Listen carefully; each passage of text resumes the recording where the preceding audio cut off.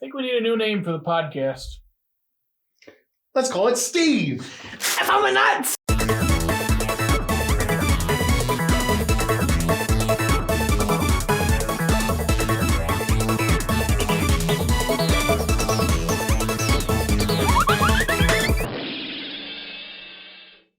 Greetings and welcome to That Works, a DreamWorks podcast starring a happily unemployed photographer barely getting by on DoorDash, a disgruntled ex-journalist now writing Scott Pilgrim fan fiction, and a spineless asthmatic 26-year-old curmudgeon sweeping movie theaters for a living. And today we have a movie near and dear to my heart, I think near and dear to Dickey's heart, Over the Hedge. Another May 19th release, this time in 2006. So I was just before I turned 12. You would have been about a couple days away from 11. Yep. And I was just turning 21.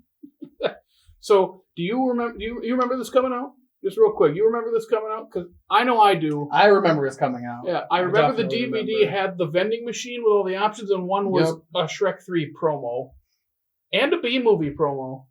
Yeah. Do you remember it coming out at all? I mean, I remember the trailers for it. Gotcha. Well, again, before we dive deeper into Over the Hedge, and I know it's a 15-year-old movie, spoilers. It's a kid's movie, 15 years old again, but we want you to experience the magic for that first time. The absolute magic. So without further ado... Here is Bruce Willis as a raccoon. Yeah, Over the Hedge.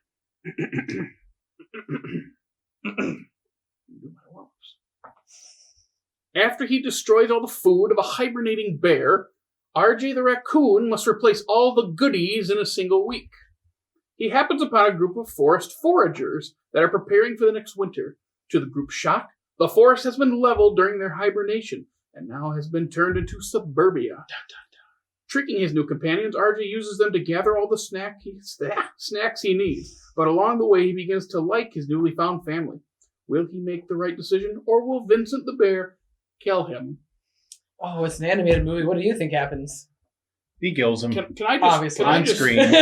Blood everywhere. Brutal death. You see the bear literally eat the raccoon. Literally goes inside his mouth. And it's all rated PG. Can I just lead off with that scene always scared me as because time's up, RJ. No, I have 3 more days. He just eats it.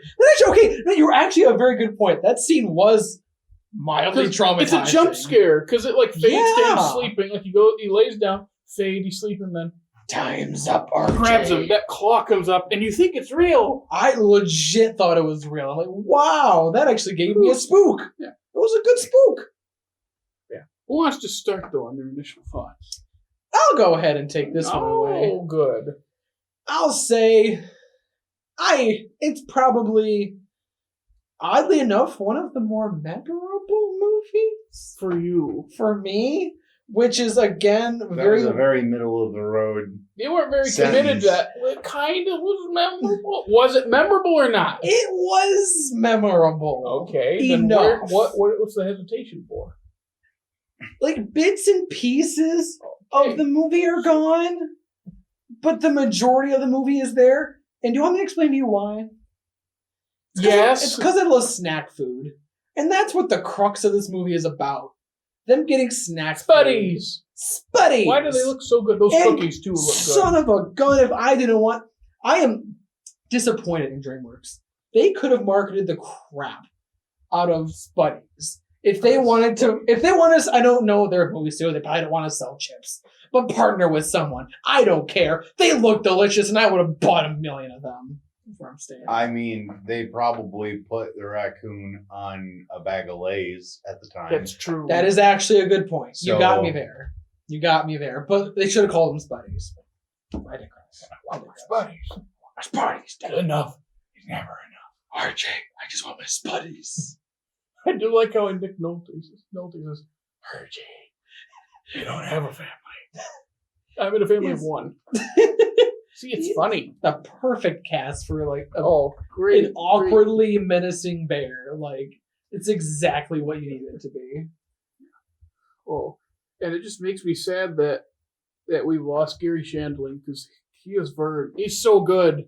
I've not funny. seen him in much of anything else. I've not seen Larry Sanders Show, but I feel like if I were to watch more of him, this would just make me react even more because he's the voice of reason. He's the trope you always get of. He's the leader, but he's really hesitant toward this new way of life. But you feel for him, and he's got some good delivery too. He really does. He really he plays the perfect awkward and shy leader, and I think he does it really well in this. I really, really do. Every time that running joke of reptile, you can tell he's just so annoyed. That and I can go into each and every person in this cast. Oh, my god! First off, the fact that they kept Eugene Levy and Catherine O'Hara together. I don't you know as Lou and Penny. Yeah. He's a bit pokey. He's poking me all night. Oh, he is pretty pokey. Oh my gosh. Ever since Schitt's Creek, I'm just I look back and I'm you already knew they were gold together and everything together, but that just drives home the fact I forget for some reason it never clicked me they're always together and they just play so well off each other. Oh my god. Yeah. You just keep going down the list like Steve Carell is perfect for him. He really, really does fit that well. Rabbits, what does he say? Rabbits aren't scary. Rabid, not rabbit. Rabid. Where's my nuts? Where's my nuts? Gotta get cheese. It's all I can think of. I don't remember that. Well, he's just insane. He does, but like you said, he does have the original Quicksilver scene. He does. He does have the original scene, and he owns it. And when he's walking back, he has enough time to get the cookie on the roof. When he's like, I got the cookie. They did Quicksilver before Quicksilver even did it. Before we keep going, do you have something? I'm sorry. We have more of an attachment to this. Is this your first time? Mm-hmm. So yeah, we have a much deeper attachment to this. I don't have much of attachment, like you said. I think it's good. All right. Middle of the pack. Yeah, I didn't hate it. It wasn't like a Shark Tale for me, but it wasn't like a Shrek 2. Yeah. Did anything stand out in it for you? The humans still weren't good animation. It baffles me why they weren't still good animation, because at this point you had Incredibles. Yeah. So why it just made me think of the gap between Pixar and DreamWorks. Yeah. As far as animation quality, now that might have to do with money. I'll say that could be money and maybe just directing their talents more so. I wonder how much of the rendering though goes to the fur and the quills. Yeah, they did do that really well. The textures. I also appreciated the cast, although I didn't know so many people were in this. Oh, it was a list. But it really you would never tell that is Bruce Willis. It's literally the performance of a lifetime. Yeah, I'm going to say it. This is the most committed he has ever been to a role. I'm sorry, Die Hard. I'm sorry, Pulp Fiction. This is his best role. He is 150% into this. And when I was a kid, I didn't even, because I'd seen other stuff with him in it, I didn't even realize it was him. I'm like, oh, that's the bald guy? That's, That's it's kind of like Jerry Seinfeld with the movie. It's him, but then after a while you forget. It's like, oh yeah. Mm-hmm. But he's just so committed as RJ, and RJ's a good character too. I really like so. It's a good character. It's not anything super original, but it's still it gets the job done. Yeah. What was I gonna say? Oh my goodness. DreamWorks does a lot of these movies where we're on something micro in a macro world. You make it to feel big. Yep. So that is one of my favorite jokes that DreamWorks does is you have the characters and they have it, really up in close on them, and then they zoom out to show that it's probably a turtle joke. I don't remember exactly the moment. I remember a number of moments in this where they're running across the lawn, and it makes it look like they're going bum bum bum bum, and then it just cuts out, and it's just I do love those moments. Like there were, don't get me wrong. There were parts in this movie where I did laugh. Like, well, I think that sounded like a little bit like the Boss Baby scene where when he's holding onto the back of the car. yeah. But the other thing in this is they do it twice where they zoom way out. Where one is the cheese. There's this big in the U.S. which it looked. If I remember right, were they? No, that's a different movie. I'm thinking of something else. I thought I remember where it was in the U.S. They were. It was in Michigan. That was Megamind, I think. Was it? I think Megamind is. It looked like the beam shoots were like Grand Rapids is. Huh. I was like, I will say, and y'all are gonna make fun of me for this, but I don't care anymore. You want to know what movie like the zooming out and just like awkward like space reminds me of? Night at the Museum. because Owen Wilson and what's his name? It's when they shove the thing into the wheel. It's yeah, and they just all of a sudden I got nothing against the Night at the Museum franchise. Oh no, it's completely different. It's very different, but it gives me just exactly what you were talking about. The same exact humor vibes. DreamWorks leans into that joke a lot, and I eat it up every time. Like when the I've already forgot the name of the trap, the illegal thing. The trap thing, Terminator 3000 or something like that. There's something turbo, but when it shoots up and it goes all the way out the Milky Way, you see this little dot. That's exactly. Like, why can I not remember the name? Because the way we'll get into his character in a second, but the way he says it is just so funny. Turbo. Prepare for a lot of stinging. I did not realize that was actually Avril Lavigne. Yeah, Avril Lavigne is in this. And come on, Dad. I think whoever's, you're probably about to say the same thing. Whoever, again, this comes mastermind casting. Her character is a bit complicated. Oh my god! And you say you thought you did better puns than me. Take that. Well, you gotta go and make it so competitive because you both are competitive. See you later, boy. Look at me go. I think it was the only 2 songs I know. Oh, I know more songs. I know you know more. Anyway, I was gonna say, but why am I blanking on Captain Kirk's name? It's in the binder. Where's your binder? Where's your binder? I'm not gonna say it. We're not gonna move on until you tell me. It's at home. Is it under your water bottle? No. It's William Shatner. William Shatner. If you had your binder that I spent all that time on, I will not lie to you. William Shatner does some wonderful poetry. And every time I heard that possum speak, I heard it like William Shatner's poetry being read to me. It sounded just like him. It was dramatic and it pointed. like literally, like the peak William Shatner was just channeled through this possum. And it worked. Come on, possums play dead. You got him, the light. I can see it. I'm dying. Like, it works perfectly. And really, even Wanda with... Wanda Sykes? Yeah. And Stella? Oh my gosh. So, all right, Steve, you brought this on yourself. That has one of my absolute favorite moments in the movie is the reverse homage to Pepe Le Pew. Yeah. Because she gets painted black and... when she gets plays together with the cat. Mm-hmm. It's literally a reverse Pepe Le Pew. But she didn't get canceled. Yes. Topical. Rated PG. Yeah. I will say the cork, when you're a kid, you don't quite get it at first, and like you have like your friend go, you know where they put that, don't you? No! They went, oh. Also the sound effects were like, don't you dare. There you go. Oh, now that we're talking about it, I did enjoy this movie. Right? It's kind of like Sinbad for him. Like, once we start talking about it, you get like you conjure up stuff and you're like, no, I did like this. I still think it was a middling one. It is. But anyway, what I was going to say about Avril Lavigne is it is a missed opportunity that she did not get to write a song for it. That is true. I mean, I'm all for Ben Folds and Rocking the Suburbs, and I love that. I really do. But if you're going to have Avril Lavigne in your cast... Like, come on. You have the opportunity. I don't know if you've heard of this movie from the 90s. There's a movie called Free Jack with Emilio Estevez.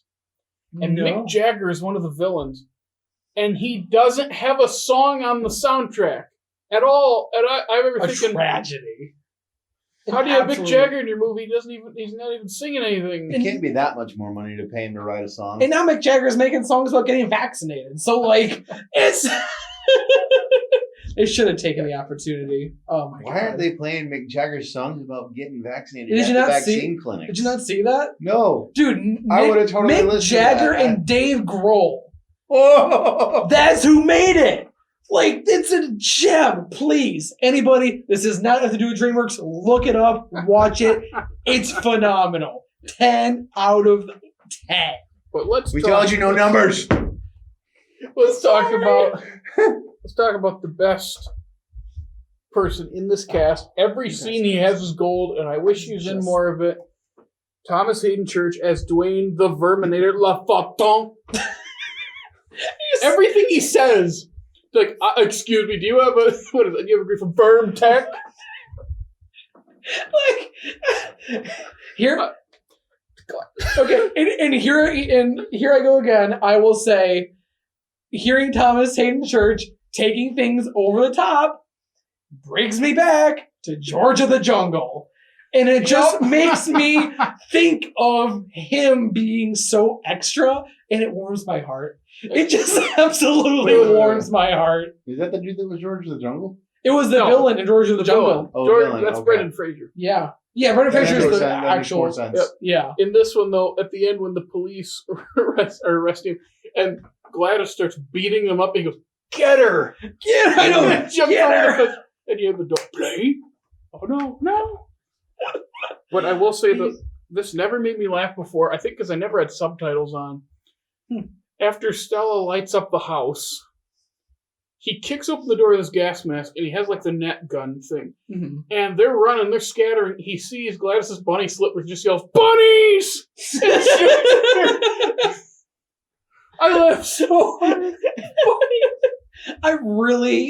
I haven't seen it because I haven't even looked for it, but I want to watch now a behind the scenes of him acting, and I could just see him going over the top, like, "Bunnies!" Like, just absolutely going 1000%, going ham with it. Like, I could just, He's my favorite part of the movie. He I was is- laughing so he's hard. so much When he could just fun. smell and go, raccoon. What is it? Skunk? Squirrel? Of course. Amphibian. Reptile. No. Reptile. And if you really want to bring it full circle, you know who else he reminds me of? Ooh. The crazy Frances McDormand in Madagascar 3. 3. Oh, what was her name? I wrote it down. What was her name? She's crawling on the ground smelling It's it. That's the same I'm almost there. vibes. I put it in the packet. I'll go ahead and Yeah. use your packet that you have. Gives me Her these same character exact is vibes. Captain Chantal Dubois. Dubois. Have you guys noticed that like DreamWorks has like running jokes in between all of their movies? Yeah. Like what? I just Like that type I didn't mean to make you do that. like that type of thing. Oh, I'm sorry. He just spit everywhere. And that's not getting cut. No, it's not. You probably can't see it because I turned the other way. We heard it though. I turned it red. I'm sorry, Jake. Like, you were so confident. Like what? And it just, there was nothing for a second, and it's just I don't know.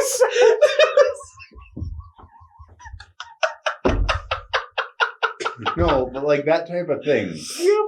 That type of joke. Yeah. Okay. I'm sorry. I am sorry. My inhaler. I didn't mean to kill you. Why did this? Or maybe.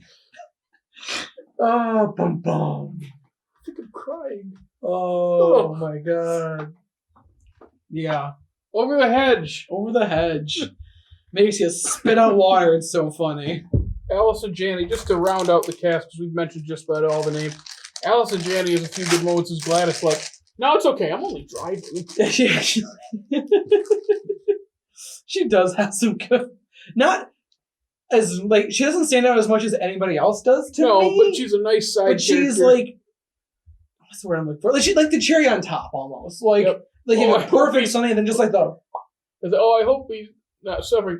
Kill it! So, is she a homeowner or is she? She's the head of the homeowner association. So she lives in the neighborhood. She's like the head of whatever. She wants to make everything look pretty and. That's the job, is to make the lady in the red good. suit. Lady in the red suit. Easy way to remember it. She's in a red suit. Mm-hmm. I remember her in a black suit. I thought she was in a red suit. Well, either way. Could be right. Yeah, either way. Yeah, that's. And for a story, and I gotta bring this up, the biggest thing that works against it, even though it's the crux of the whole thing, is that it's the liar reveal trope. And we've mentioned it before, and it's in so many kids' movies because it's easy to do. They actually handle it pretty well. Because the big reveal scene is different, because it's Vern, he tells Vern while they're in the house, but instead of it being this whole like cringe thing that, as a kid I would be like, I don't want to watch this. There's so much going on that you don't there's not more attention pulled to it, and then the next thing you know, he's looking at him going up the hill with the food. So I remember thinking, okay, that's actually handled pretty well. I also feel like they let you sit in his consequences for a bit longer than what is normally. Yep. That's actually a good point. I didn't think about that. He does redeem himself because he could choose to walk away and he doesn't. So I agree, and they don't accept him back instantly. Vern sees what he does, and that's why Vern at first, despite the tail thing, but everyone else is like, no. And of course, you said always trust your tail, but it's not tingling. Well, why did you say so? So I do like it. So it's the same old cliche trope, but they do handle it a little differently than usual. I think that's what makes it work so well. And I think it's a pretty by the numbers story for the most part. And and there's nothing to complain about. Good enough by the numbers. Again, you're gonna yell at me because I can't read it in my packet. But did this make money for them? 336 worldwide, according to my binder. Wow. Okay. Yeah, it did make quite so a it bit made of money. Wow, that's actually I'm impressive. surprised they didn't make that's what is distributed by Paramount. I told you there was one. Oh, there's a couple. They go through Paramount for a while, I feel like. You were like, Paramount, no, none of Paramount, them are distributed by Paramount. There you go. Yeah, this is where the big switch was happening. Paramount, because then it switched to Fox, and then I think it's just straight up Universal now. They keep switching. That's why all their movies are spread out when it comes to streaming and whatnot, which most of these weren't on streaming services. I'm surprised they just don't have their own. Yeah, I really am too. Who owns DreamWorks? I mean, I to be fair, there's part only Universal. It is Universal. To be fair, there's only 39 of the movies itself. Yeah, they have TV shows too. Oh, they have a lot of TV shows. They put a lot of random spin-offs. I'm surprised were there any spin-offs of Over the Hedge? Am I missing? Because I feel like they could have done. I don't. Oh, there was a video game though. There's a video game that everyone always talks about. Yeah. It was good for a video game, but I would like to see some TV shows. So I really do. But yeah, I really do wish there would have been a TV show. You are an editing nightmare. Because oh my god! Wait, yeah, he is. Is it? Let's point and laugh at him. Have fun editing this.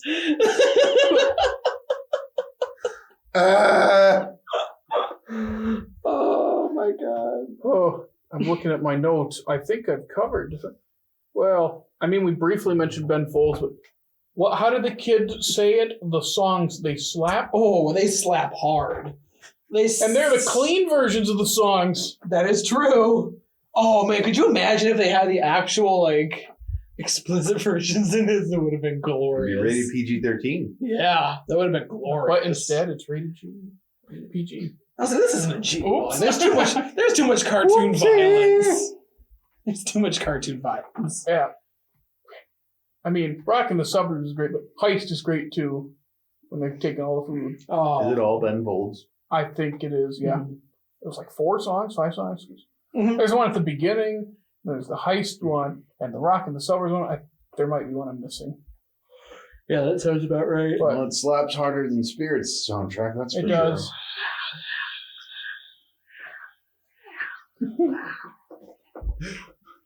He's Don't holding pop- back a yes because he knows that the songs here are better. Oh, no. Hey, you got No, they're that? not. You got that little anime vein in your forehead right now. Seriously though, don't have an aneurysm. It's hard to hear. It's hard to hear. Because it's true. Sure. It's true. Are you sure? Yeah. Are we done? Over the hedge. Over the hedge. Not as good as Spirit. False. Facts. Yeah. I think Spirit is better. Not the songs. That's what we're talking about. Specifically the songs. The song specifically, Ben Folds, and the kicks movie. Bryan Adams' butt. Brian Adams, man. Straight up out. Yeah. Like, two different vibes, but for me... Bryan Adams never rocked the suburbs. He just caught a wave because he wrote it.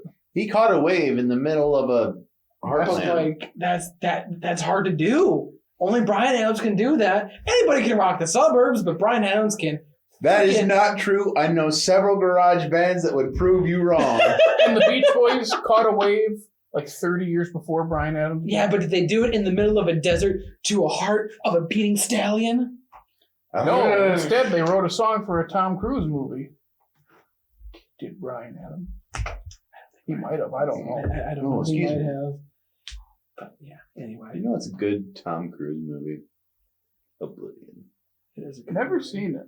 You should watch it. It's actually a really good movie. I actually enjoy it quite a bit. Yeah. You know it's a good Tom Cruise movie. If you say Top Gun, I'm going to throw my No, water I bottle hate at you. Top Gun. Magnolia. Never seen it. It's good. You've seen Magnolia? Parts of it. But I take it So from you have Dickey. seen Well, no. parts of it. I've seen parts of it for in a film class. I take it from Dickey's expression that he likes Top Gun, though. Is there anything wrong with liking Top Gun? Yes. What's wrong Yeah. with Get liking out. Top Gun? Why? Get out. Why? This is about This over is the a whole nother hedge. conversation. This we don't is- need to or talk no, about it. We're yeah, not talking or no, about it. we're Your doing- people listening are probably like, what? How do they not like Top Gun? And we're probably like, well, you see, I'm okay with that. it's a whole different conversation. Not trying to make fun of anybody. Just that we're not going to talk about We're it. trying to make not a talking. little bit of fun of some people here. Well, probably all three of us Yeah. at some point. Just Dickey's catching the most of it. Yep. It's fine. I mean, you I'm ruined his used to point about fine. running gags by spitting on me. Sometimes you look like you could use a little, No, don't finish that sentence. You could use a little lubrication. yeah. That is what I have to deal with. And I just have to spit it onto you. Off Slate Media, more like idiots. That's all I got. Like idiots. That's it. Idiot one, idiot two, idiot three. Over the hedge. Over the hedge. Yeah. I can understand whether it's more forgettable for someone who hasn't. I'm not saying it's bad. It's definitely not. No, I didn't say bad. I think it's a bit forgettable for someone who didn't grow up with it. Because you watched it in your 30s the first time. We have a childhood connection. I remember watching it in 6th grade and eating pizza. I don't know why. And every time Hammy said, I found my nuts, everyone laughed. Oh, it was a great time. It's classic. See, it was funny. That's all I got. Yeah, It's I just think fond memories, decent middle of the pack movie that has a lot of fun characters. Again, they do characters very well, at least in this time. Mm-hmm. I completely echo all of your statements. I really don't know what else there much is to say about other than it's a good time. It's a good middle of the road movie. Would you say that it rocks the suburbs? It does rock the suburbs. Like Chevy but Chase. not as That's not in the song. That's in this version. Okay. yeah. Oh, not the real version. No, the real version's funny. Not saying this one isn't, but that Why real is version. Chevy Chase in this version? I don't know. Who knows? He's not even in the movie. He's not in the second half of Community. No, it's sad. I know. It's the heart and soul of that show. Is he? I mean, I know he's problematic. I get it. I But he get made it. me laugh the hardest. Really? Yes. He's hilarious. I mean, he's funny, but I don't think it was the heart and soul of the show. Abed's the heart and soul. Yeah, that was Troy and Abed. Yeah, we don't want to go off No, on I know another we tangent. like our tangents, but yes, Yeah, that's over the hedge. over the hedge. What's a hedge? I don't know, but we're over it. Okay. There it is. Yeah. So, next time, for episode 13, we're going to another fond one from my childhood. Flushed Away, the final Aardman movie through DreamWorks, kind of ended their whole collaboration. Not really sure why. I probably could read on that, but I probably won't. We'll see what happens. Introduce me. A lot of people don't like this. A lot of people don't like this movie. I know. I love it. Before this watch through. Yeah, you see what I mean? Just a lot of people think it's just a forgettable, dumb movie. I think it's a great time. I do too. It's pretty good. Yeah, but that's for next time. And then after that, we're getting to good places. Oh, We're getting to fun times. Stupid fat fingers. Oh, you could just turn to the front where you have the list, right? It's right here. Makes it a little bit easier for your fat fingers. Yeah, I mean, Dickey wouldn't know because he doesn't have his binder, but yeah, No. you can't comb through the binder I don't with your have fat to. fingers because the binder's at your dumb house. I don't have to. I know it in my heart. Well, that was the 12th episode of That Works, a DreamWorks podcast, by idiots, not Off-Slate Media. We're now idiots. Glub, glub, and whatnot. And whatnot. We'll see you next time. Until next Flushed time. Away. Have a good one.